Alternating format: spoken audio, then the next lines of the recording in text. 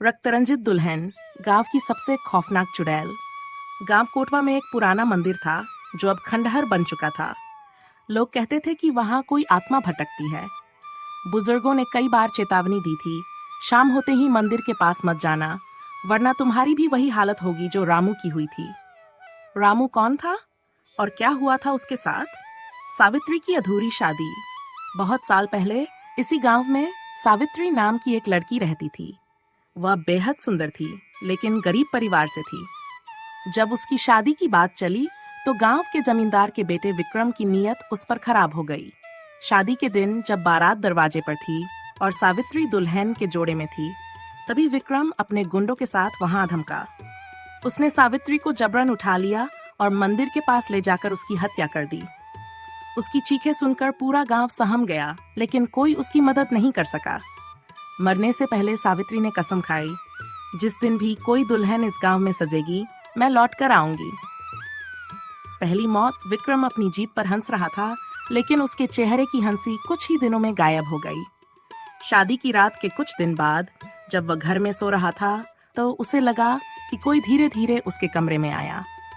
सफेद दुल्हन का जोड़ा पहने कोई उसके पलंग के पास खड़ा था। उसके सिर से बहते खून की धार नीचे गिर रही थी और उसकी आंखें पूरी तरह काली हो चुकी थीं।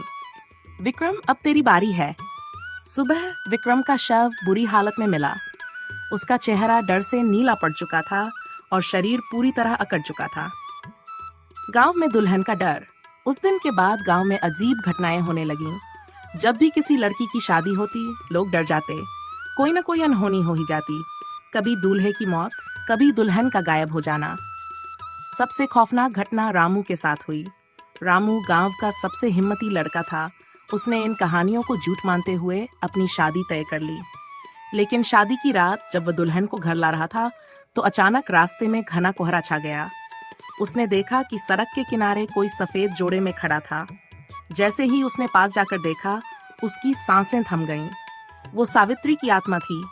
उसका चेहरा कटा हुआ था और उसकी लाल आंखों से सिर्फ नफरत झलक रही थी। उसने धीरे से कहा, अब तू भी मेरी तरह अधूरा रहेगा। अगली सुबह रामू की लाश गांव के मंदिर के पास पड़ी मिली। उसका दिल उसके शरीर से गायब था और मंदिर की दीवार पर खून से लिखा था, मैं अब भी जिंदा हूँ। क्या सावित्री की आत्मा आज भी है? आज भी गांव के बुजुर्ग कहते हैं, अगर रात के वक्त कोई दुल्हन मंदिर के पास से गुजरे तो सावित्री उसे अपने साथ ले जाती है।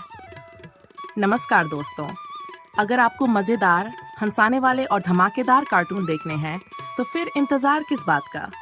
अभी यस एम कार्टून को सब्सक्राइब करें और हाँ, बेल आइकन जरूर दबाएं ताकि कोई भी नया वीडियो मिस न हो।